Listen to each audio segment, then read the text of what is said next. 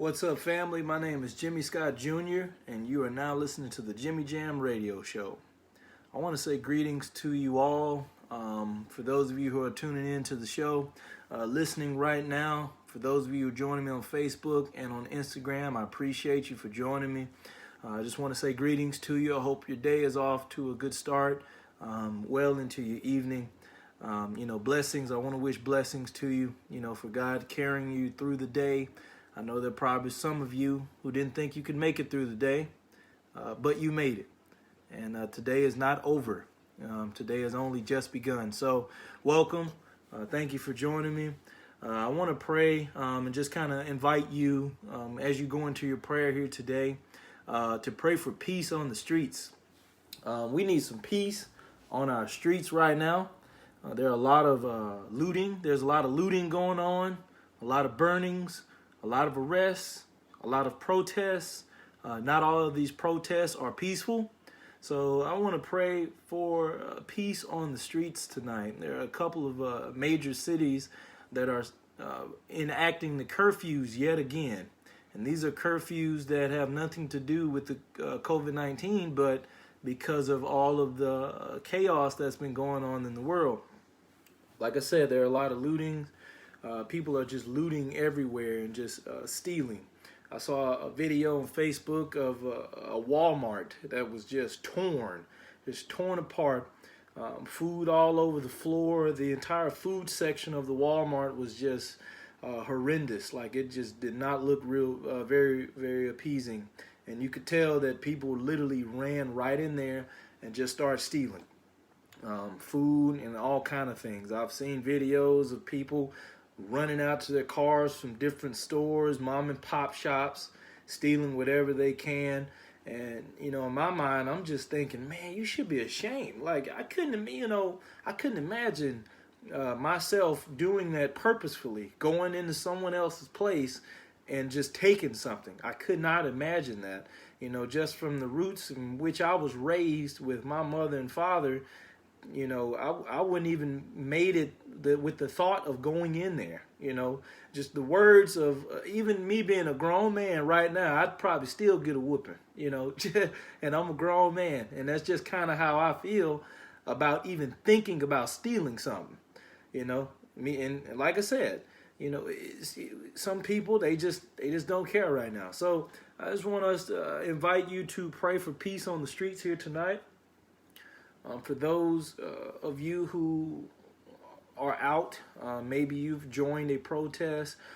Maybe have loved ones who've joined protests out in these major cities. I just want to pray for peace over you and over your loved ones. Pray for your safety, that you be safe out there. Some of us are doing peaceful protests, and I'm all for the peaceful protests. But when we begin to commit crimes, like these are crimes, the stealing and the looting and the burnings, these are actual crimes. When we begin to commit crimes, we have then moved to another level.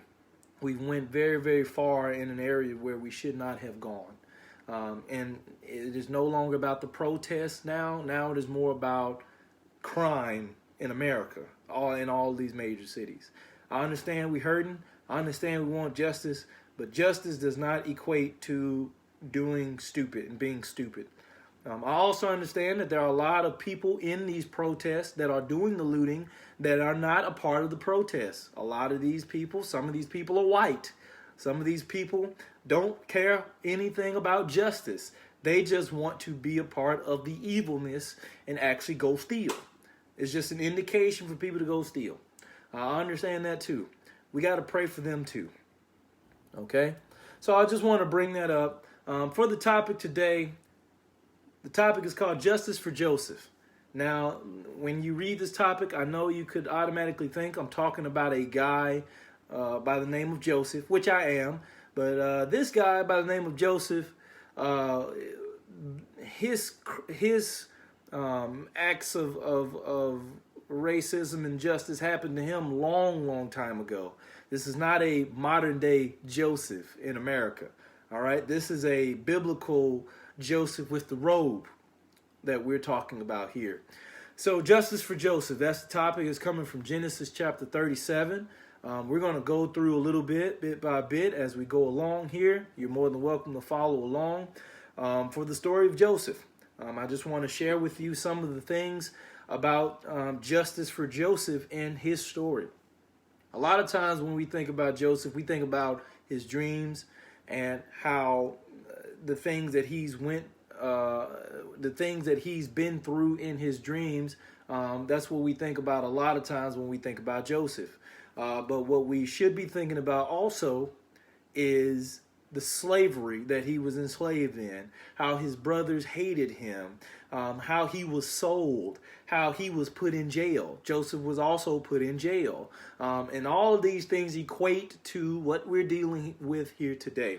So we're going to get started. And I'm going to start in verse 1. And I'm reading from the New Living Translation. Again, justice for Joseph, Genesis chapter 37. So it reads, So Jacob settled again in the land of Canaan, where his father had lived as a foreigner. So Joseph automatically was a foreigner because Jacob was a foreigner. His father was a foreigner. And Jacob's father was a foreigner, Isaac. All right? Living in a foreign land. Just like black people living in a foreign land taken from their land in Africa, living in America. You see the translation of where I'm going. Okay. This is the account, second verse, this is the account of Jacob and his family. When Joseph was 17 years old, he tended to his father's flocks. He worked for his half-brothers, the sons of his father's wives, Belial and Zilpah. But Joseph reported to his father some of the bad things his brothers were doing. Jacob loved Joseph more than any of his other children, because Joseph had been born to him in his old age. So one day Jacob had a special gift made for Joseph, a beautiful robe. But his brothers hated Joseph because their father loved him more than the rest of them. They couldn't say a kind word to him. So I want to stop right there real brief at verse 4. So we see that Joseph started working for those who hated him when he was 17 years old. So you can see the correlation of young Joseph being around people who hate him. He started working for people who hate him at a young age. I don't know how old you were when you got your first job. And I don't know how old you were when you first realized racism here in America. But at this young age of 17, Joseph was still unaware that his brothers hated him because of his father's love for him and not them. This is the spur of that hatred, right? So they're already living in a foreign land. Let's think about it when it comes down in terms of us, right? We're living in a foreign land, and there is already a hatred of us before we even got over here. There was a hatred of black people before we were even brought to America.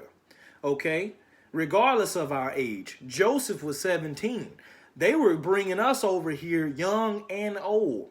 But, you know, be announced to us, maybe we knew, maybe we didn't know, maybe our ancestors knew or didn't know in Africa there was a hatred of them around the world because of our skin color, because of their skin color.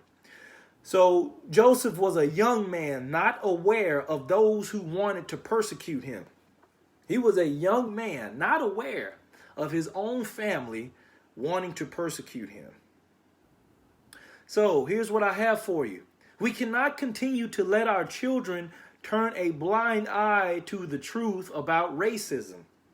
Trying to shield them from reality is creating more division later down the road when incidents in life happen due to racism. We cannot continue to turn a blind eye for our children, trying to protect them from the truth of America. You know, we have to be straight up with our sons and with our daughters that, hey, there are some, we got to be straight up. There are people in this world that don't like you. There are white people in this world that don't like you because you are black. There are Chinese people. There are Indian people. There are people of different colors that do not like you in this whole world because you are black. We got to be truthful about it. We have to be truthful instead of trying to shield them from it, because it's only going to cause more hatred and more division later in life when they realize this truth to be evident, right? You have kids now that just witnessed George Floyd being killed, a man of their own color being killed from a man of a different color, without a good understanding of why. And for some of them, this is their first time seeing like hatred or racism or criminal injustice due from the police force to us blacks. And they are trying to understand. But because they were not aware of this truth earlier in their childhood, they're burned with hatred, right? And they're burned with grief. They're burned with pain to react physically. This is why a lot of people are attacking. This is why a lot of our people, black people, are physically attacking, right? Because they don't know how to process these things. They don't know how to process this truth. A lot of us, not even our children, but our adults they also don't know how to process this truth. So this is what we're dealing with here. So we're going to continue on, and we're going to skip down a little bit here to verses 12 through 14.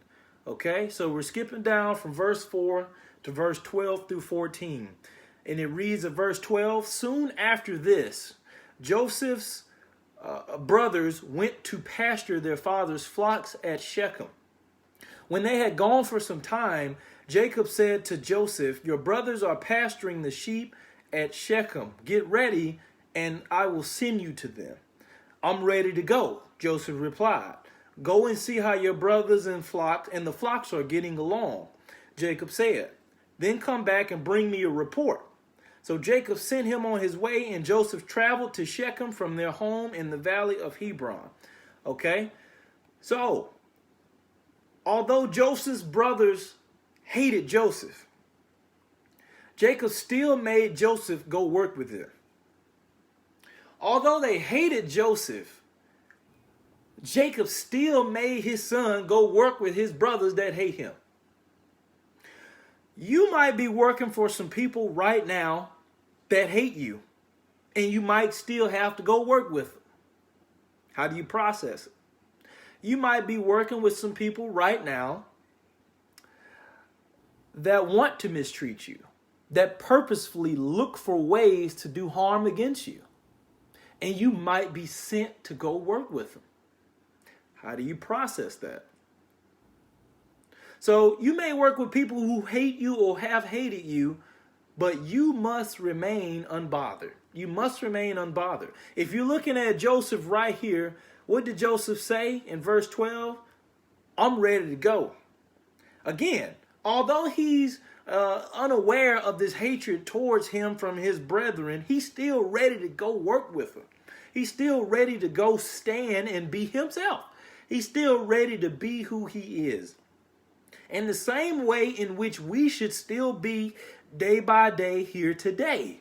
We should still be ready to go out and live our lives and still take the stand for what we're standing for and still be us. We shouldn't be changing, and we shouldn't allow hatred or anger or fear or whatever it is that builds up within us because of this issue change us and change our motive for how we fight for justice. Do not change how you fight for justice. It's the same. It's the same way that our ancestors have been showing us how to fight for justice. It's the same. Go out and vote. Make sure that you're going out and vote. Educate yourself on politics. Educate yourself on the local laws. Educate yourself on the politicians that are running in your office. What are they doing? What are they casting their votes on? What are your laws in your county? Who are the people in your office? You know, what is being talked about right now? Educate, educate, educate, and then come together in unity to protest, right? To protest. Protest your ideas, protest your opinion, protest your speech so that we can enact change. It has not changed, okay? A lot of people think that violence is the way. And I'll tell you something about violence. And I think I seen someone write this on Facebook one time. Someone said an eye for an eye. We've been taught that an eye for an eye is bad, but at least both people are blind, and that's equal enough. And I heard somebody say that on Facebook, and I thought about that. I had never heard that. Well, if an eye for an eye, both people are blind, and if that means we got to be equal, that we both have to be blind, then I'm fine with that. When I thought about that, I can really see the pain from that individual of trying to achieve equality and freedom, or just achieve equality here in America. An eye for an eye. I want you to hurt as much as I hurt. I want you to feel as bad as I feel. It ain't going to stop unless I retaliate against you physically. The mentality of that person and the heart of that person is hurt. And when you come from a grounded place of hurt and anger and depression, it kind of limits your wisdom. It limits the wisdom and you as a vessel that God is trying to use, because at that moment, he can't speak. You have then spoken. You have then enacted your will on what is the best way. You have then enacted your will as what needs to be done, and not God. So I challenge you to think about that and think about the wisdom of God here when it comes down to people who hate you and how you respond to people who hate you. All right, we're going to go down to verse 18. We're going to start from verse 18 through 22. And I promise I'm getting to the moral here of the justice for Joseph. We're just going through the story. So in verse 18, it says, when Joseph's brothers saw him coming, they recognized him in the distance. As he approached, they made plans to kill him. Here comes the dreamer, they said. Come on, let's kill him and throw him into one of these cisterns. We can tell our father a wild animal has eaten him. Then we'll see what becomes of his dreams. But when Reuben heard of their scheme, he came to Joseph's rescue. Let's not kill him, he said. Why should we shed any blood? Let's just throw him into the empty cistern here in the wilderness. Then he'll die without our laying a hand on him. Okay? Reuben was secretly planning to rescue Joseph and return him to his father. All right, so we're going to stop right there real quick. They immediately wanted to kill Joseph out of their hatred for him. He had not done any wrong towards them, just like black people. Just like black people. Just like George Floyd, just like Philando, just like Trayvon, Sandra Bland, just like the many of people that we know here today, that we've heard on national news as far as hatred towards people. Only evil in your heart will commit you to kill someone. The evilness of your heart. To purposefully go out of your way to kill and shed innocent blood. Evil has to be in your heart. Evil. And you know what Jesus did? Jesus died for that evilness in your heart to get it out. He died for it. So as soon as they saw Joseph coming, they immediately wanted to kill him. And he had done nothing wrong to them. All he was doing was walking towards them. Walking towards them. Right? Let's think about our criminal justice system. Right? Everybody has, the police have their code of ethics. The police have things that they are to do to detain. Okay? If someone or anyone, doesn't have to be black, began to get rowdy, right? They have the ability to detain, right? They have the weapons, they have the skill set, they have the training to detain. Immediately in someone's mind should not be to kill. But this is what was in Joseph's brothers' minds because they hated him. So it brings me to challenge you as far as the question. For those people who hate you, right? I have a thing here. Joseph was coming to work with them and they were ready to kill him. Okay, so Joseph was actually coming to work with them and they were ready to kill him. So here's what I have for you. Reuben was the first sign of justice for Joseph. He realized his hatred for Joseph didn't lead to bloodshed, and he cared about Joseph. So he realized that his hatred for Joseph did not lead to him wanting to kill his own brother. He realized his hatred for his brother didn't lead him to kill his brother. It didn't lead him that far. You might not like me because I'm black, but it shouldn't lead you to kill me as a human. I'm going to say it again. You might not like me because I'm black, but it should not push you to kill me as a human in your anger and in your evilness and in the hatred that's in your heart. Some people are pushed. Some people have the reprobate mind. The reprobate mind, if you read Romans chapter 1, the reprobate mind is the mindset that God will allow you to go to when you have denied him, when you have denounced him as Lord and God of this world, and you act like there is no God in this world, and you act like that, you're here on your own. And when you want to renounce God, he allows you to go to that type of thinking. He allows you to do whatever your heart desires that is sinful. You do all types of sin. You invent new ways of sinning. Romans chapter 1, read that. People invent new ways of sinning. And then even worse, they encourage others to sin too. Romans chapter 1, please look at that as well. The reprobate mind, the mind that God will allow people to go to do whatever their evil hearts desire when they have renounced him.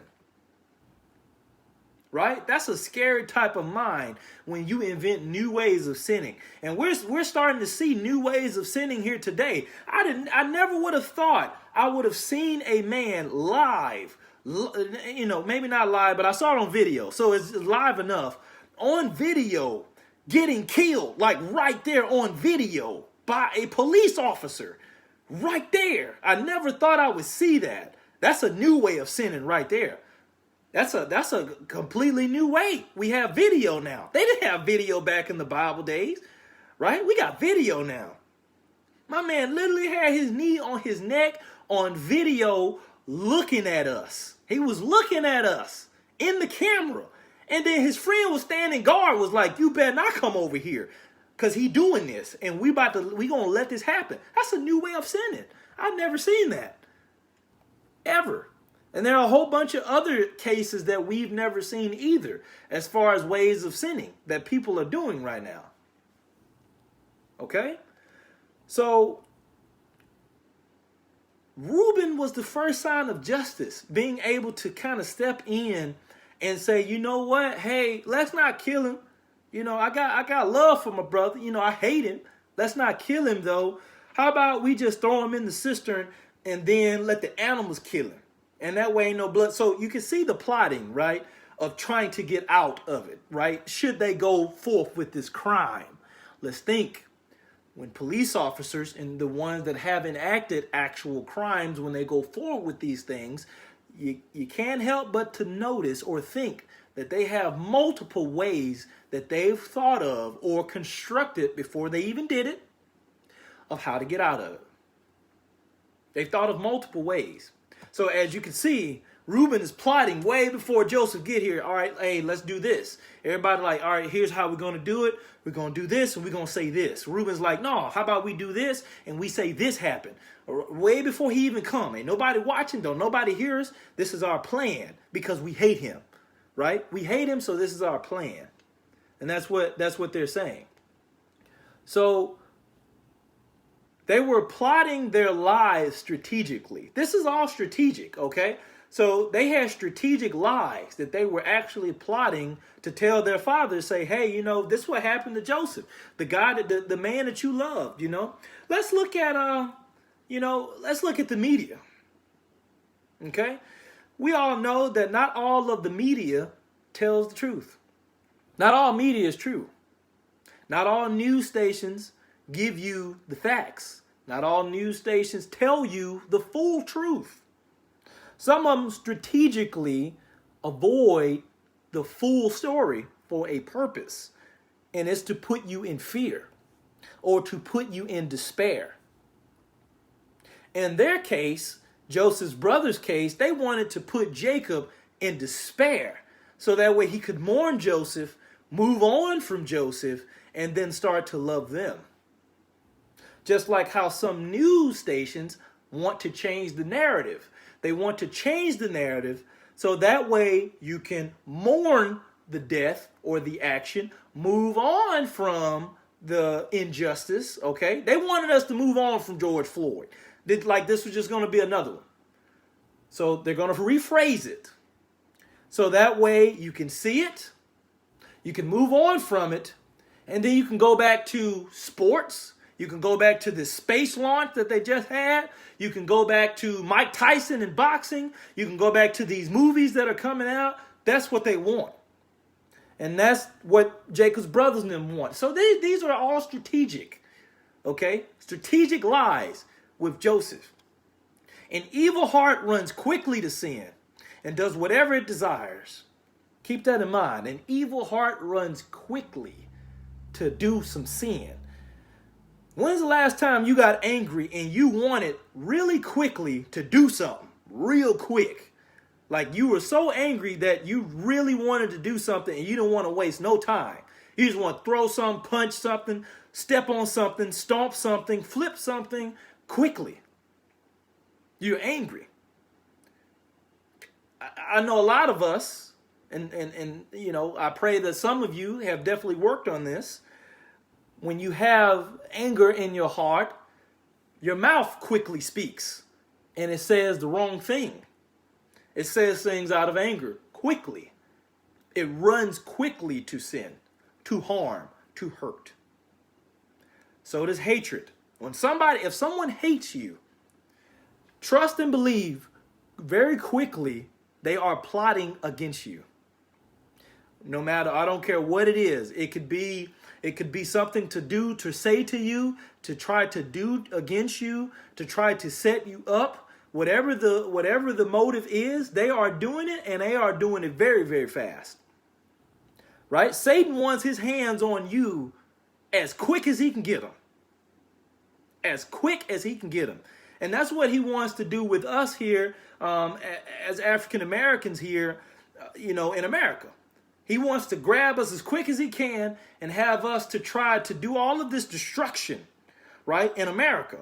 So that way, it will give the police more right to try to shoot us and kill us and to harm us. Because now we're committing crimes. And now at that point, they have legal right to harm instead of us being actually innocent. So Satan really wants to control the emotions of our people, just like he did control the emotions of Joseph's brothers. Okay, really, really hard. He's definitely trying. So one key thing here, we're now going to go to verse 23 through 28, and this is the last verse that I have. So we're now going to go to verse 23. Down to verse 28, and it reads like this. So, when Joseph arrived, his brothers ripped off the beautiful robe he was wearing. Then they grabbed him and threw him into the cistern. Now the cistern was empty. There was no water in it. Then just as they were sitting down to eat, they looked up and saw a caravan of camels in the distance coming towards them. It was a group of Ishmaelite traders taking a load of gum, balm, and aromatic resin from Gilead down to Egypt. Judah said to his brothers, okay, this is another one of Joseph's brothers. Judah said to his brothers, what would we gain by killing our brother? We'd have to cover up the crime. What are we going to gain by killing our brother? We got to cover up the crime. They hadn't thought about that part. What they thought about, all right, we'll just do it and then throw him in there and say the animals ate it, but how are we going to cover this up?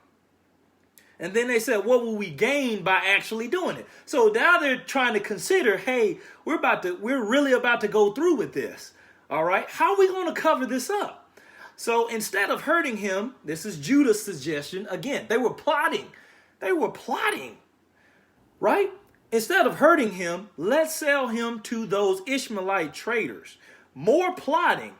After all, he is our brother, our own flesh and blood. I really hope, as you keep hearing me say the word plotting, that people are plotting when they hate you. They are plotting against you. We have white people, in America, literally right now, plotting to do us some harm. We have police officers that actually plot in situations to harm. And they're plotting and thinking of ways on how they're going to get out of it, should things go wayward. It's the truth. It has happened. It has shown. Again, not all police officers. Please let me make that very clear. I'm not talking about all police officers. We are not rioting. We are not protesting because of good police officers. That's not why we are protesting. We are not marching because of good police officers. There are good police officers just like there are good black people. There are respectable police officers who do their job just like there are black people who are not dangerous. There are also black people who go to work, who abide by the law, who are not here to resist. We're not talking about the black people who abide by the law. And we're not talking about the police officers who are good. We're marching and protesting because of the violence that we've seen more times than not. And we want to protest and speak our piece on it. That's what we're talking about. So please hear me when I say I'm not against policing. If we had no police here in America or in the world in general, there would be crime everywhere. And we would not have any type of regulation. And that would be worse. That would be Armageddon. So I'm not talking about that. I respect police, and policing is good for those, so we can get justice the way it should be. So the people who do wrong can be judged. What do you think happens when the police get you and you go to jail? You go in front of a judge so you can be judged for your actions accordingly, and prayerfully that judge is under God, so that way they can hear and give you the verdict from God. The correct verdict. Not some, these, like I heard from this movie I watched about these kids who they wanted to acclaim raped this white woman and give them 14 years because they were all in the vicinity of the raping, and it was neither one of them. Right? I'm not talking about that judging. I'm talking about godly judging. Right? Maybe you know the movie I'm referring to. I can't think of the name of it right now. But that's the type of judging, and that's the system of policing. We ain't talking about that perfect system. That perfect system is not so perfect. And that's what we're protesting. That's what we're marching against. And that's what we're speaking out on. And that's what I'm speaking out on right here. So, going back to verse 28, so his brothers agreed, they agreed with Judah, all right? They agreed, all right, cool. We ain't going to kill him. We just going to sell him, all right? We're going to sell him to these Ishmaelite traders. They trade. So after all, he is our brother, right? After all, I am an American, right? I'm black, but I'm an American, right? You could just take me to jail, right, if I did evil, right? After all, that would be the American thing to do, right? Or am I just black? Do you hate me that much? Okay. Verse 28. So when the Ishmaelites, who were Midianite traders, came by, Joseph's brothers pulled him out of the cistern and sold him to them for 20 pieces of silver, and the traders took him to Egypt. So they pulled him out. So they threw him in there now. They threw him in there into the cistern, but it was empty and no water was in it. So maybe they thought, all right, when it rained, he'll drown, right, in the cistern. Or maybe when some people come by and the water fills up, he can't get out anyway, he'll just die in there. Lack of oxygen. This is a big, deep hole in the ground. Lack of oxygen. Maybe that's what they were thinking, right? Again, more plotting of ways to kill. Ways to kill. Keep that in mind. These are ways to kill a human being. We can throw him in there and let him starve. We can throw him in there and let him run out of oxygen. We can throw him in there and let the animals eat him. We could kill him just flat out right and throw his body in there. We can pull him up. We can sell him. We can do so many different things. And this is how they were thinking. And this is how a lot of people in America think. We have to be honest and truthful about it. And this is how a lot of people in the world think about black people, because they think we are so worthless because of our skin. They think we are so worthless because of our skin that they plot to kill and exterminate us. I heard Chris Rock say I think I was looking at YouTube or Facebook, one of the two. Someone had told him that black people are an endangered species. And he made a note that say, and I think I might have said this to you all already, that no, black people aren't an endangered species because endangered species are protected.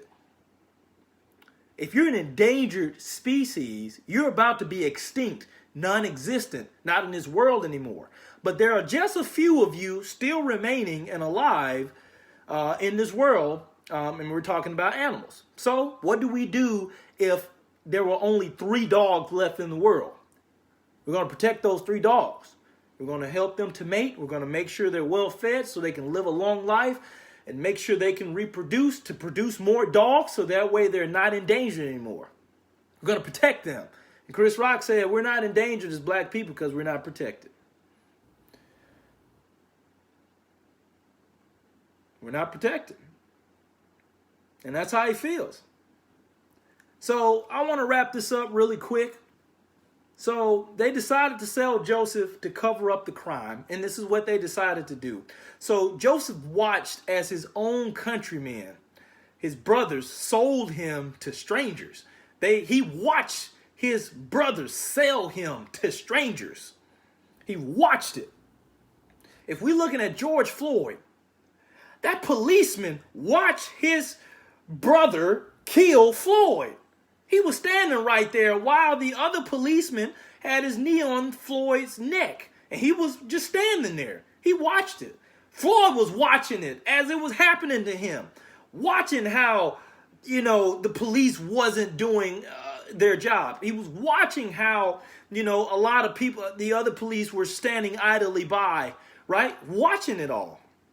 Joseph was sitting here watching his own brothers, his countrymen, sell him to strangers. Just like we sit here as American, as black American, watching as these police officers are still not getting the justice that they deserve. We're watching that. Just like Joseph was watching the injustice happen to him, and he's being sold, and he done nothing wrong. We're watching injustice happen to us as black people, with justice not being served to these officers. Still, that should have happened that day. That should have happened that day. They should have been arrested that day when they got fired. That should have happened that day. But yet we're still watching and we're still waiting. And bit by bit, we're getting little bits of information as far as actions on it. Bit by bit. So Joseph had a robe And here's the moral of the story. And this is what I really want you to take from the story of Joseph and the justice that Joseph is going to receive from God, but the justice in this point that he didn't receive. Joseph had a robe. We have black skin. Jacob loved Joseph just as God loves black people on the earth. Yet his brothers hated him, just as some whites truly hate blacks. Joseph had a dream of what God was going to do in response to this hatred. Just like Martin Luther King had a dream about what God was going to do in response to the hatred in America. God was watching the whole thing, and he made a way for Joseph and propelled him forward. Just like God was watching our struggles here in America as black people, and he made a way for leaders to pay for us so that we could propel forward. He was watching the entire thing. We now have more ways of gathering knowledge as black people. We now have more ways of empowering our community as black people. We now have more advancements as far as our speech and our protests as far as black people. Okay? Let us not go backwards by fighting on the side of revenge, but move forward under God's direction. This movement is happening for a reason, and others are beginning to take notice. So let us use this time to speak up for what is right. This movement is really happening for a reason. And everyone in the world is now beginning to take notice of this movement. Just like everyone in the world was beginning to take notice of Joseph. Please go back and read Genesis 37 about the story of Joseph and his journey. I may even do another episode to continue the story of Joseph. But please note that the world was beginning to take notice of Joseph in Egypt when the famine hit the world and the whole world had to come to Joseph. These things are happening here, and the whole world is taking notice of these riots in America. Let us not go backwards by fighting on revenge. Joseph didn't fight his brothers in revenge. And I understand, I know that's what you want to do. I'm sure anger and hatred filled Joseph for a moment. I'm sure you're watching your countrymen, your own brethren, sell you and plot to kill you and throw you in a cistern. Maybe he didn't know the plots and the plans. All he knew, he was walking up to come work with them, and they grabbed him and they rip his robe and they throw him in a cistern, in a hole, and then they pull him back up and then they sell him for some money. That's all he knew. I'm sure he was angry in the moment. The Bible doesn't say, but I'm sure he felt something in that moment. But he knew that God had the ultimate control of what would happen to him in his life. And he knew that God had given him a dream. We know that there's a dream that has been given for us here in America. A lot of us have been divided on what that dream truly is. Some of us want to move forward towards equality, and some of us want to move forward into separation and black nationalism. A lot of us like the idea of having our own and being separate and just having a black community, a black nation, black laws, and black everything. And then a lot of us feel compelled to be equal and to share in the world with everyone. That brings division in the dream. You want to know what God's dream is? And that's where it really boils down to. It's not about blacks and what we choose as far as our siding, because that only brings more division between blacks. What about what God said and how God wants us to handle it? What about God's dream? Well, God really ain't got no dream. I apologize. God got a will. What about what God's will is and what is going to happen? What's going to happen for us here in America? It's only a matter of time. God is watching every single thing that is going on right now. And trust me, his will be done. Whether we want to be a part of his will or not, it's going to go forward. So I want to leave you with that, with justice for Joseph. And like I said, I really encourage you to go read Genesis chapter 37. And I want you to see all of the events and how they equate so much to us as black people.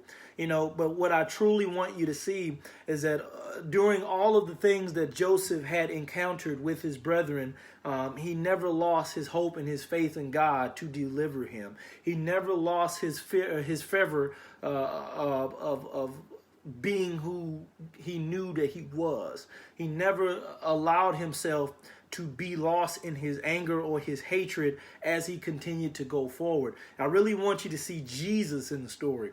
I really want you to see what God is doing in the story, where God is moving with the father, Jacob, where God is moving with Joseph and his countenance. Think about Joseph's countenance, his appearance, on how he reacted, on how the whole story played out, right, with Joseph. Think about that. God was present around Joseph the entire time. God's light was on Joseph the entire time. Just like God's light is around us. But we must continue to follow him and not get weary in our pursuit for him.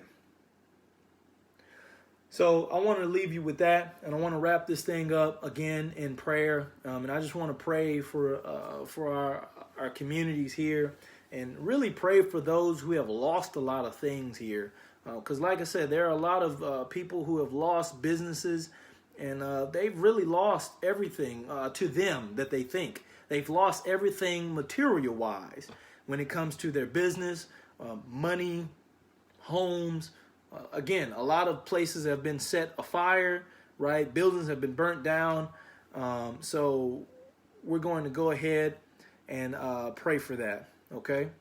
So just ask you, like I said, just to clear your hearts and clear your minds as we go into prayer. So, Lord, I just want to thank you here tonight for what you've done for us and allowing us to be on the call here tonight. Thank you for just giving us examples in your word about justice and how we should love doing what is right and hating evil and hate things that are wrong. Lord, thank you for giving us wisdom to decide and decipher between what is good and what is not. Thank you for your son coming down and giving us and showing us what it means to fight for justice, what it means to speak out in truth. Yes, the world will hate us for it just as they hated you first when you spoke out for God, when you spoke out for justice and how people should be treated, how God's children should be treated. So we know that we will be hated all the more as your chosen people, Lord. But I just want to pray right now for the people who have lost a lot during this time, for those lives who have been taken still, even during this time, in their protest, and for those who have lost a lot of things, that you restore, Lord God, that you restore everything in their life, even more so. We know that there's an example in the Bible of Job, who also have lost a lot of everything. He lost his children. He lost his livestock. He lost his servants, Lord. But you began to restore him once you tapped into his mind, once you commune with him in his way of thinking, once you change his way of thinking and renewed him in his spirit back to you. Lord, we call for a renewing of our black people, a renewing of our black people and how we think and how we are thinking about this issue, how we are processing our hurt, just like Job was processing the loss of his family, the loss of his children, the loss of all of his wealth, how he was processing it. I pray for a renewing in our mind on how we are processing it, and a restoration to come, not only just for our material things, Lord, but with our relationship with you. I just want to pray for those things and pray for everyone on the call tonight that you continue to bless them and keep them safe as they go on throughout their week. We just ask you in Jesus' name. Amen. So I appreciate y'all for listening. My prayer is that everything that you've gotten out of this show here today has been resourceful to you, that you can have conversation with those that you love and allow God to speak to you on it. So I appreciate you for listening, and I'll talk to you next time.